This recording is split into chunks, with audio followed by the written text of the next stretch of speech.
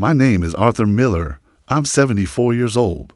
I used to be a successful civil engineer, owner of a construction company, father of 2 daughters, and grandfather of 3 grandchildren who used to call me my hero when they were little. Now, I'm the retired guy. At least, that's how they made me feel that Friday morning, the day I was supposed to embark with my family on the vacation I paid for, planned, and waited for months. First, I like to thank the Hidden Logic channel for the space where I can vent. And if you, the viewer, can help them by subscribing, I'd be very happy. Anyway, let's get to my story. I woke up early, as always. I put on my favorite blue polo shirt, the one my wife said matched my eyes before she passed. I shaved, shined my shoes myself, something I didn't even need to do, and went downstairs to the living room. With my suitcase packed, I was looking forward to that moment. We were going to the coast, to the same resort in Myrtle Beach where we spent Easter in 2009. When we were still a real family, it was my way of trying to relive a bit of that. The table was already set, but the atmosphere was different. The laughter was subdued, glances exchanged between my eldest daughter, Sarah, and her husband, David, as if they were hiding something. The grandchildren didn't even bother to disguise their silent disdain. Ethan, the oldest, barely looked up from his phone. That's when Sarah called me to the deck with that gentle voice of someone preparing a punch and wrapping it in velvet. "Dad, sit here for a quick second. We want to talk to you for a minute," she said with a sweet but forced tone. I sat down, smiled. I thought it might be a surprise, maybe a new plan for the vacation, but the surprise was something else. "Look, we talked a lot and came to the conclusion that maybe it's not a good idea for you to go on this trip." I was silent for a moment. I thought it was a joke. "What do you mean?" I asked, trying to stay calm. "Well, you haven't been feeling well, right? You go to bed early, complain about the heat, get bothered by noise. The boys want to have fun. We voted, and we think it's better for you to rest here, stay with the TV on, your coffee, your crosswords." The final phrase was the breaking point. We voted. It wasn't a conversation. It was a unilateral decision made behind my back, as if I were an inconvenient piece of furniture they decided to leave at home. I felt a mix of shame, anger, and disbelief. I had bought the tickets, booked the hotel, paid for the new luggage, including Sarah's own. I had planned excursions thinking of the grandchildren. I even considered my daughter's diet, ensuring the hotel had vegan options, and yet I was discarded like a burden. I didn't cry. I didn't argue. I just stood up, calmly picked up my suitcase, took out my few items, some light clothes, my cap, my medication, my water bottle, and put it back in the closet. Sarah watched me with an expression that mixed guilt and relief. She seemed satisfied that I had understood without drama. "You understand, right, Dad? It's better this way." I nodded with a half smile, one of those smiles that doesn't come from joy but from certainty, the certainty that something had changed forever. I went back to the sofa, turned on the television, and waited, not for the news, but for them to leave the house. From then on, everything that followed would be meticulously planned. They didn't know it yet, but they had just signed their own humiliation. I would see them cry, not out of malice, but out of justice, because the man they thought only knew how to watch TV was still the owner of everything. And in my head, the plan was already in motion. What came after my daughter's sentence wasn't a surprise, but it sealed everything. I said nothing, just got up from the sofa. I walked to the deck and stood there. It was as if the world had become quieter, not from the absence of sound, but from the absence of value, human value, blood value. They walked past me as if I were an old rug in the way, an outdated piece of furniture taking up space in the living room that no one had the courage to throw away out of shame, not affection. My grandson laughed, that same boy I taught to ride a bike and swim. He laughed and said, "Phew, now it's going to be fun." That stuck like a rusty nail in my flesh, and right then, in that instant, I realized it wasn't just rejection. It was a celebration of my absence. They were relieved I wasn't with them. I watched each of them carry their bags, all bought by me. One of them, in fact, still had the tag I had cut off the day before. The car they used to leave was the same one I had paid off on my daughter's last birthday, as a gift to make the family's routine easier. She thanked me with a quick kiss, more concerned with posting the gift on Instagram than looking me in the eye. Now, that same car left me behind, full of laughter, expectations, and an euphoria that only existed because of my exclusion. As they Went through the gate. My daughter even had the audacity to turn and say, "Take care of the house for us, Dad," as if I were a caretaker, as if I hadn't already taken care of their entire lives. The house, the bills, the problems, the illnesses, the crises, the mistakes, and the foolish decisions that always ended up falling into my lap. I just raised my hand in a brief wave, without emotion, without apparent pain. Because when dignity is wounded so deeply, it stops bleeding, it hardens. And I was already hardened. The door slammed, the engine started, the automatic gate closed, and then the sound of my breathing was the only thing left. I went inside, closed the curtains, and turned off the Wi-Fi. Everything seemed to move in slow motion, but inside me, a clock had awakened. It wasn't a clock of hatred, it was a clock of justice, a countdown to give them back the exact taste of abandonment, coldness, and contempt. They thought they had won, that the old man would be left behind while they celebrated, but they forgot who built every inch of that structure, who still held the invisible strings of comfort that kept them arrogant and secure. In the kitchen, I looked at the mug I always use on trips. It was in the drying rack. I picked it up, filled it with coffee, and went to my room. On the bed, I saw the polo shirt I had set aside to wear at the airport. It still smelled of fabric, softener. I put it back in the closet. It was no longer necessary, but at that very moment, I knew their trip had barely begun and was already doomed, because the pilot of the plane that sustained them was still me, and while they laughed in the car, I was already deciding which button to press first, because yes, I was already acting. When silence settled in the house and the dust of their laughter vanished on the asphalt, I went to my room, the same one where I slept with my daughter's mother for over 30 years. If she were still here, she would have said, "Don't let them get away with this." But I didn't need encouragement. I had already decided. I sat in the armchair by the window. I looked outside and let the coffee cool. There, with my phone in one hand and the memory of the scene still vibrating in my bones, I began to act. First, the bank, not the app, because I always preferred to deal with these things with real people. I called my manager directly, a polite young man who always spoke to me with a certain nervousness, perhaps out of fear of making a mistake with someone who moves older accounts than most of his clients. I requested the immediate cancellation of the additional cards linked to my account. There were 4, 3 in my daughter's name, 1 in my son-in-law's name, each of them regularly used to maintain the lifestyle they flaunted on social media. Designer clothes, fancy restaurant dinners, new toys for the spoiled grandchild, and all of that was technically under my social security number. The second step was at the county clerk's office. I called the same place where, years ago, I registered the power of attorney that gave my daughter the authority to handle banking and legal matters on my behalf. At the time, I said it was to make things easier if I got sick. The attendant, as kind as ever, told me she could cancel everything with a click. And with the verbal request recorded and later authenticated, I authorized it. In less than 5 minutes, my daughter ceased to be my proxy. She no longer had control over any penny, any document, any signature involving my name. Finally, the most important call, the travel agency, and this one was personally delightful. Years ago, when my wife was still alive, we contracted a lifetime family travel plan with an agency that valued loyalty. Since then, all our big vacations were arranged through them, tickets, reservations, transfers, guides, everything personalized. And since I was always methodical, all reservations, even if intended for the family, were made in my name.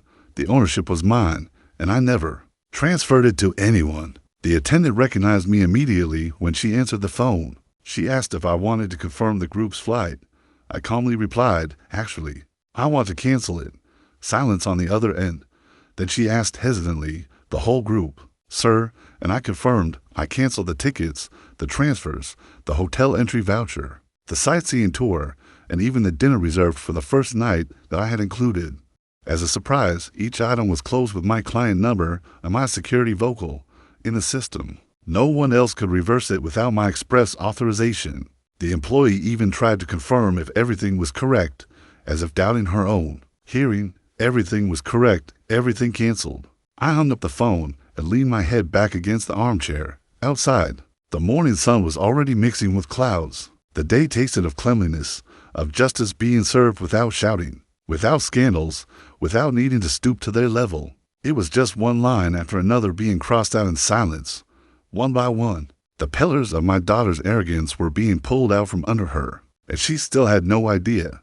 While her world seemed to be finally free of me, it was I who was free of them, free of their ingratitude, their arrogance. The way they used my age as a sentence, old, they said, as if that were an insult, as if forgetting I was old when I paid the rent, bought the car, lent my name, was easier to swallow. But now there would be nothing left to chew. Everything they consumed now dissolved into thin air, and I could barely wait for the moment they arrived at the airport, because that would be just the first collapse.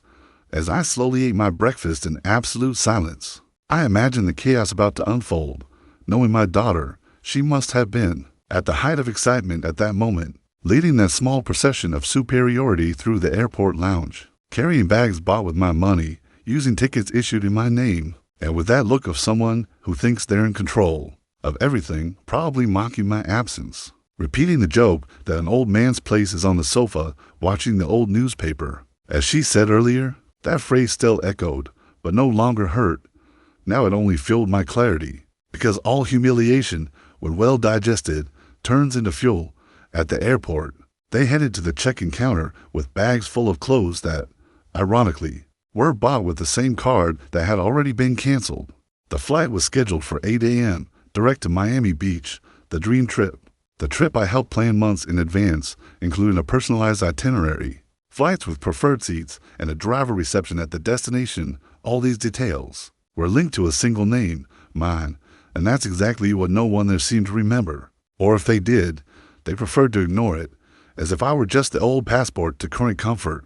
They approached the counter with that triumphant air, certain that the employee would simply scan the tickets and give a friendly smile. But when the attendant typed in the reservation number, her expression changed. A small crease appeared between her eyebrows. She tried again, checked the system, called another colleague, and then looked at my daughter with that professional tone that tries to soften the inevitable. Ma'am, the reservation linked to the name provided was canceled at 8:12 a.m. today. The confusion began with disbelief. My daughter certainly demanded explanations. My son-in-law must have tried to deepen his voice, as if authority alone would be enough to restore a trip. But the attendants maintained protocol. The reservation holder canceled all tickets and blocked the Rice Wants option. They asked to try to reactivate, but heard it's not possible without the authorization of the holder, and at that moment, I was already brewing a new coffee, calm and at peace. The grandson, who had laughed at my exclusion as if it were an inside joke, must have started to get restless. My son-in-law was probably starting to sweat, realizing that something bigger was underway. They had no plan B because they always thought comfort came automatically, as if it were part of who they were. But comfort was never their right. It was my concession. The worst, I imagine, was when they had to retrieve their luggage. It had already been checked in automatically, and now they needed to retrieve it as unboarded baggage. More lines, more bureaucracy, and more public exposure of their confusion. The counter employee handed them a cancellation form, and another asked to release the reverse conveyor belt for the return. Meanwhile, complete families were boarding. Couples were smiling. Children were waving tickets in their hands. But for my family, that airport became a stage of humiliation for the first time. The world wasn't revolving in their favor. By this point, they began to suspect, began to look at each other, trying to understand how everything had collapsed so quickly. There was no storm, no hacker, no system error. There was only me, the same man they said should stay quiet, sitting and watching TV. The difference is that instead of a soap opera, I decided to watch their downfall from the best possible angle. From my own home, in silence, with hot coffee and my dignity intact. They tried to rebook. The system blocked it. They tried to talk to the agency. The answer was direct. The primary client suspended the package and removed all names from the reservation. That, to me, was the sound of dignity being restored. Inch by inch, I wondered if anyone there had the courage to ask why he did it, but I doubt it. Too much arrogance to admit fault. They probably still thought it was just old man drama, as they always said, the old man. In this case, who bought tickets, paid rent, financed cars, maintained additional cards, and still smiled in the face of all that contempt. But now, while they were at an airport with no destination, facing the reality of being nothing without the man they so desperately tried to diminish, I just took a deep breath, because finally, the game began to turn. And the next stage would be even more bitter for them. The confusion at the airport wasn't the end. It was just the first stumble in a slow and inevitable fall after seeing their tickets canceled, collecting their bags, and having their attempts to rebook or resolve the problem with the travel agency frustrated. My daughter and her family decided they couldn't let their pride give in so soon. Instead of going home, or more sensibly, apologizing, they decided to continue the trip on their own. They still hoped that the hotel would at least accommodate them. After all, in their minds, whoever pays for everything should continue paying, even after being humiliated in their own living room. The reserved hotel was high-end, a resort on the beach, gourmet breakfast, infinity pool, personalized service, a kind of luxury they got used to quickly as if it were part of the family's DNA, a luxury that, until then, was discreetly sustained by me. The reservation had been made in my name, with payment in advance, of course. I financed all stages of this trip even before I knew I would be discarded as a burden. They arrived by taxi after paying dearly for a ride, since the card they would use was also mine, and the insurance had been suspended along with access to the tracker. Perhaps they still believed that by presenting themselves with confident faces, designer luggage, and firm voices, the world would realign around them. But hotel reception is not an illusion, and the hotel system does not bow to arrogance. I imagine the scene with precision because I know each of them, my daughter stepping forward, smiling at the receptionist, giving names and reservation details with an air of controlled superiority. My son-in-law right behind, checking the environment, already anticipating the services, and my grandson impatient with headphones around his neck, as if vacations were a universal right, until the moment the receptionist frowned. He typed, searched, checked again, and then, with that corporate and polite tone, said, "Mom, unfortunately, the reservation linked to the name provided was terminated this morning. It shows here as a cancellation by the holder's decision." She certainly tried to argue. She explained that the trip was for the whole family, that the bags were packed, that it was a misunderstanding. But the system was clear. The primary holder of the reservation requested the total cancellation and blocked any new accommodation linked to the original Social Security number. It was at that moment that my son-in-law's face must have lost color. They were officially without a place to stay, in the middle of a busy tourist destination, without a reservation, without agency support, and with their main cards blocked. Trying to book another hotel there on the fly meant spending more than they had, and the cards, of course, had already been invalidated that morning, with no cash on hand and no plan B.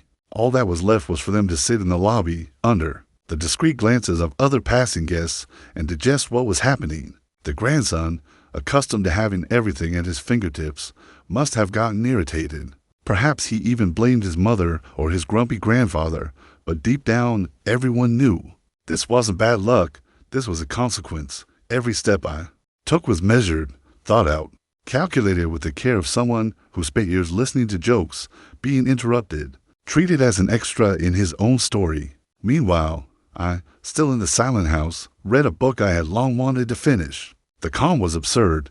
There was no resentment, just a sense of justice. For the first time, decisions were back in my hands, not as retaliation, but as a response. They tried to erase me from the trip like someone removing an old piece of furniture from the living room, but they forgot that the property was mine, and there, in that hotel lobby, without reservations, without comfort, and without ground beneath them, the first outline of regret began to emerge. But there was still more to come. After all, they had just discovered they couldn't fly. Now they would know they couldn't land wherever they wanted either. Everything they took for granted was going to disappear piece by piece, and they still had a long way to go before returning home, if they even had a home to call their own. By this point, the trip that began with laughter and exclusion was already unraveling in real time. From the airport to the hotel, everything built on their arrogance crumbled like a house of cards at the slightest breath of reality.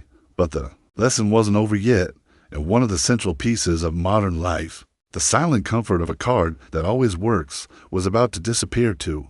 The credit card my daughter used was linked to my account. She had asked for it years ago, saying it was just for emergencies, and over time it became the main credit line for her, my son-in-law, and indirectly, even my grandson. Clothes, reservations, restaurants, treats, digital subscriptions, everything went through there. For years, I turned a blind eye to the abuse. I internally justified it as part of a father's love, a father who thought that providing was synonymous with being loved. But the dinner of exclusion had shown with cutting clarity that all they saw in me was convenience, a silent financier, a name on the statement, an old man in the living room watching TV. That's why when I got to the card item on my action list that morning, I didn't hesitate.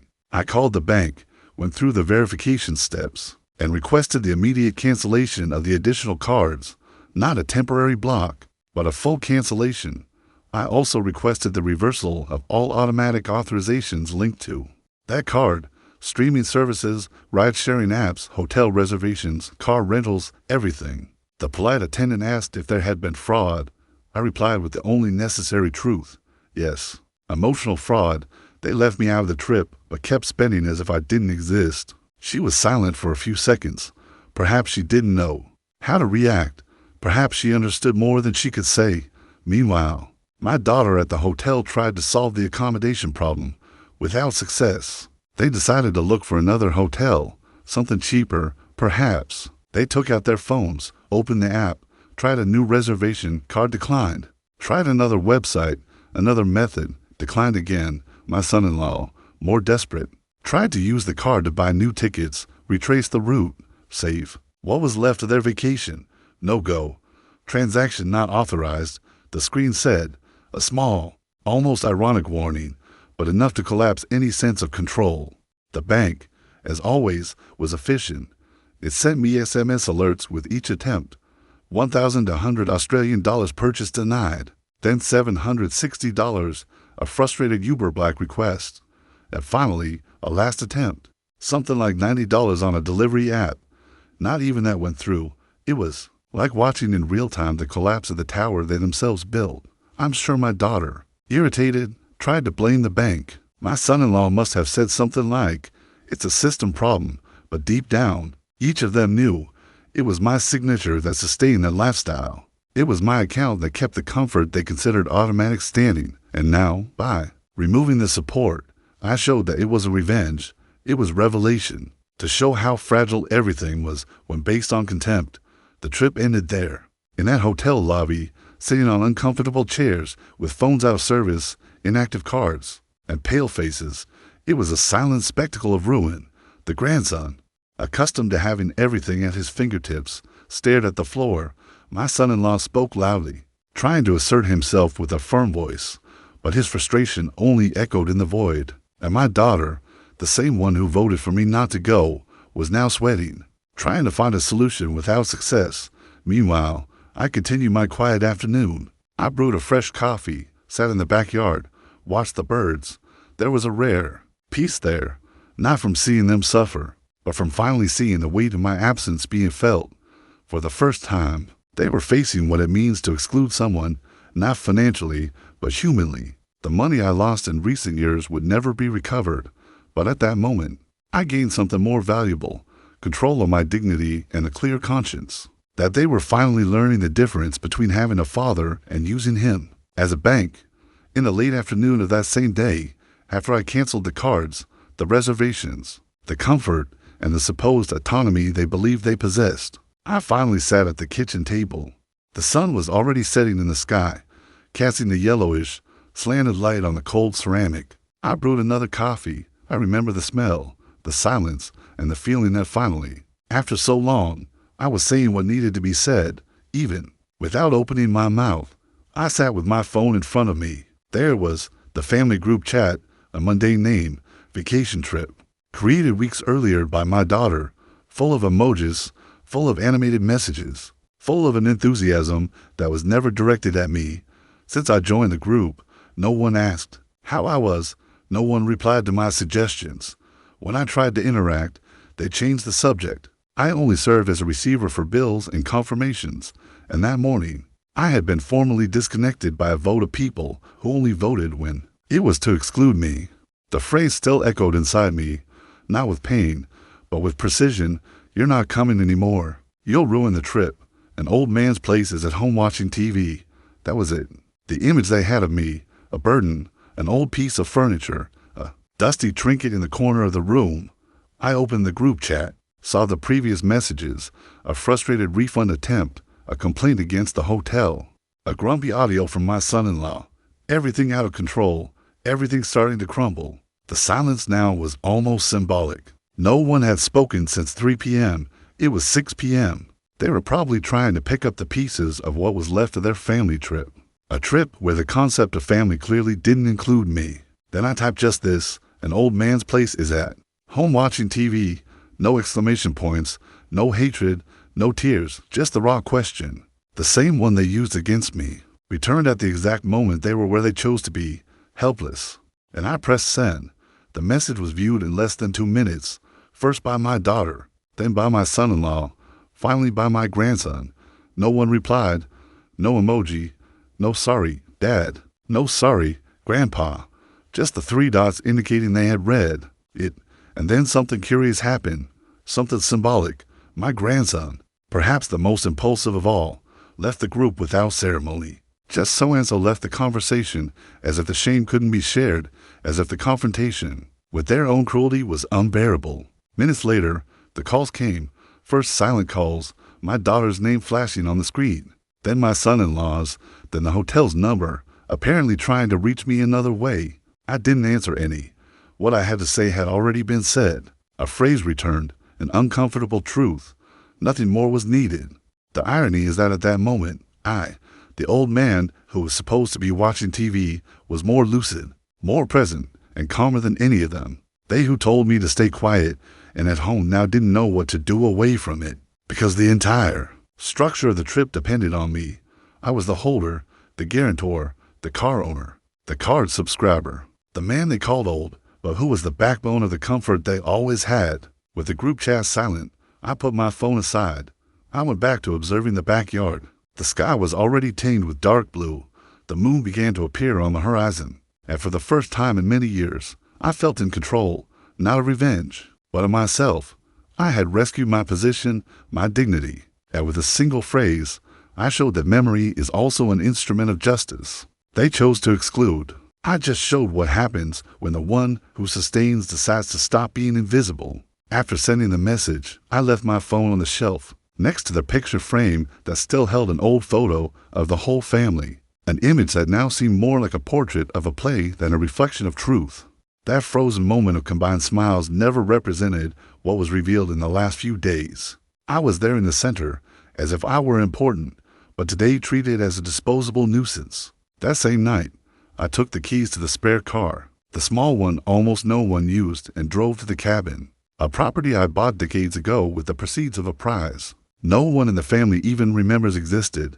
It was my refuge, my territory of silence and distance. The gate opened with a creak. The grass was overgrown on the sides, but the White House still stood firm. A simple 2-story with a porch and fireplace, surrounded by tall trees and a well in the back. There, no one yelled at me. No one voted against me. When I entered, the smell of old wood welcomed me like an old friend. The house was cold, but it was an honest coldness, different from the contempt they served me in the living room that morning. I turned on the kitchen light, brewed more coffee, and sat by the window with my laptop. I knew there was still one detail they hadn't foreseen: the car they used to go to the airport. The same one I bought, licensed, equipped with GPS tracker and remote fueling control, was mine in every sense, and I still maintained full access to its digital dashboard. I accessed the system. The exact location appeared on the map. They were at a cheap hotel near the airport. Trying to understand what had happened, I couldn't help but smile briefly. They were learning, perhaps for the first time in their lives, that what seems guaranteed can disappear overnight, especially when it comes to the goodwill of someone who has always been there in silence. I deactivated the car's tracker with 2 clicks. This meant that if they needed to locate the vehicle by GPS, they wouldn't be able to. Not only that, I adjusted the remote start system to block the ignition. The next attempt to start the car would fail, and finally, I activated the preventive maintenance alert, which made the car automatically enter safe mode upon reaching the next refueling, and I left the tank almost empty. Yes, I knew it was radical, but everything had been radical since the moment they sat me down in a room, in my own house, to tell me I had been democratically excluded from a family moment, as if I were an old television or a chair taking up space. Radical was what they did to me. I just returned the feeling, amplified, perhaps because my memory is sharper than they think. and my patience has a limit that I had never been forced to touch. I closed the laptop and went to the porch. The night was clear. Stars covered the sky like a carpet of ancient lights. I sat in the rocking chair and stayed there for a long time, listening to the sound of crickets, feeling the light chill in the absolute silence. It was funny how that loneliness they believed would destroy me actually strengthened me. They fled from silence as if it were punishment. For me, it was peace. Around 11 p.m., my phone rang. It was an unknown number. I didn't answer. Then a message came from my daughter, short, no apology, just the car stopped. We're out of gas. Can you help? I didn't reply. I put the phone in the drawer, locked the front door, and went up to the bedroom in the cabin. I slept deeply. They probably slept. In the car or by the side of the road, maybe someone passed by and offered help. Maybe they got a ride. Maybe they finally felt, even if for one night, the taste of being ignored, the taste of being marginalized, the taste they forced me to swallow for so long. And there, in the cold dawn, lying in the wooden room I built with my own hands, I had the best sleep in years because I knew the lesson had only just begun, and for the first time, it wasn't me who needed to learn. In the late afternoon of the next day, the rain arrived as if announcing judgment, heavy and slanted, cutting the sky with spaced, thick thunder that made the house vibrate. I was back in the main house after a full night at the cabin, sleeping, peacefully, silently, in something that finally felt like emotional justice. Coffee steamed in the cup on the wooden table, and newspapers were piled beside me, as they always were on mornings when no one needed me. The difference was that now I no longer needed them. The front window, slightly fogged, began to reveal the silhouettes of people approaching. It didn't take much effort to know who they were. Even without clarity, I could recognize the hurried steps, the short gestures, the desperation in their walk. I saw my daughter's figure holding my grandson's hand, their clothes soaked and clinging to their bodies. My son-in-law came right behind, dragging their bags, or what was left of them, with effort. Since the small wheels didn't match the muddy sidewalk, the storm had accompanied them all the way, and from the state they arrived in, they hadn't had anywhere to shelter for hours. The doorbell rang twice, 3 times, but I didn't move. I waited a little longer until they knocked on the door as if the house they once said was too small for everyone was now the only possible shelter. I got up slowly, made sure to open the door calmly, and there they were, all 3, wet, exhausted. Without a word, my grandson looked at the floor, my daughter trembled, and my son-in-law, the proudest of all, kept his eyes firm, but his mouth, his shoulders, and the suitcase fallen on the step said it all. I didn't ask anything. I took a step aside and left the door open. They entered in silence, as if crossing a portal of shame. The house seemed colder now, not because of the temperature, but because of the contrast between the warmth with which I always received them and the calculated coldness of their return. They sat on the sofa, still soaked. My daughter tried to say something, choked. Silence. It wasn't necessary for her to say it. It wasn't about words anymore. It was about recognition, about the end of the illusion that they could treat me as nothing and continue living as if they were everything. I went to the kitchen, served 3 dry towels, and placed a teapot on the table. They thanked me with their eyes, but without a voice. For the first time in years, no one gave me orders. No one rolled their eyes. No one corrected me about which TV button to press. For the first time, they understood that whoever has a story has a voice, and that whoever forgets their roots inevitably slips. During tea, my daughter began to cry softly. My grandson apologized, almost whispering, as if his own conscience was reprimanding him for not having said it sooner. My son-in-law, who had always seemed made of iron on the outside, now looked like wet paper. The 3 of them were stripped of pride, stripped of the arrogance that always used to push me to the back of the room or the car. When I finished my tea, I got up and went to the picture frame. I picked up the old family photo and looked at it for a long time. It was like watching a play that had already ended, but still repeated in the mind of the viewer. Then I put the photo in the drawer and locked it. There was no resentment there. There was an end, and that's what they needed to understand.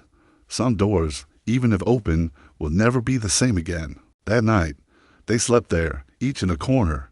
For the first time, they didn't complain about the mattress, the shower, or the food. They didn't ask for Wi-Fi passwords, didn't turn on the television, didn't ask where the remotes were. They just slept in silence, and I slept too.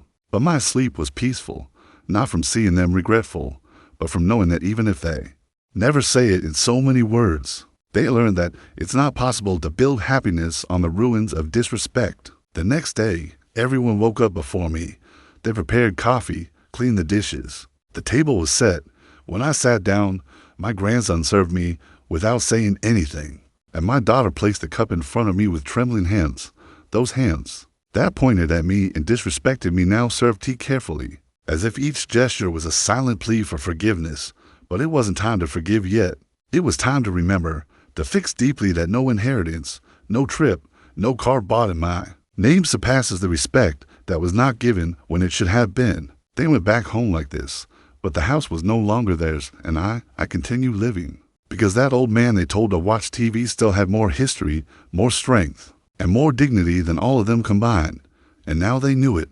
The sun had barely conquered the morning mist when I left the house with firm steps, my leather briefcase in hand and my gaze fixed forward. I crossed the street with my head held high, like someone who has cried all they needed to cry and now only walks with the clarity of what must be done. I went straight to the county clerk's office, not out of impulse, not out of revenge, but out of a mature decision that needed to be documented with ink and witnesses. It was time to seal what had always been implicit. Respect cannot be bequeathed to those who only value it when they lose it. I sat in the waiting room with my document on my lap while other people waited for small matters, a power of attorney, a duplicate, a notarization, but I was there to cut a cord that had long since rotted. The attendant recognized me. His father had served with me in the reserves. He smiled and called me by my full name. "You look different today, sir," he said, and I simply replied, "Today is the day history changes."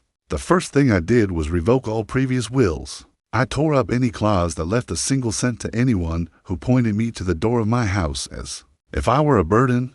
Then I opened a new document, from beginning to end, drafted with precision, care, and an infallible memory. I detailed properties, investments, accounts, and assets, and in each item, a new name appeared, the name of someone who looked me in the eye with sincerity, my godson, that boy who never asked me for anything, but always showed up with a smile and a package of sweet rolls on Sunday mornings.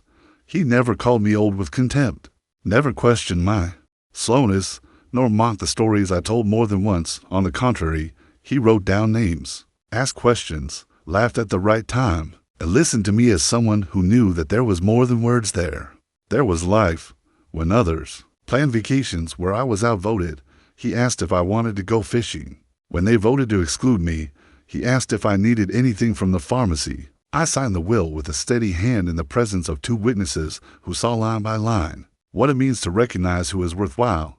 I asked for it to be read aloud, and at the end, I added a handwritten note in slow, deliberate script. I leave nothing to those who forget who I am while I still breathe. There is no inheritance for those who buried me alive. I handed the final copy to my lawyer and left like someone getting off a train. After a long journey, with relief, with dignity, as I left, I took a deep breath and felt the air light, as if I had given my name back to myself. I stopped at the market, bought flowers, and went to visit my wife at the cemetery. I sat beside her tombstone and told her everything. I spoke of the dinner where they silenced me, of the airport where everything collapsed, of the silent tea served by regretful hands, and of the new will. I said I did it the way she would have, that I protected what was still good, and that now I could finally rest, not in the arms of death, but in the arms of justice. I returned home before noon. My godson was on the porch waiting to take me to the doctor. He didn't even know about the will yet. He brought pastries and sugarcane juice.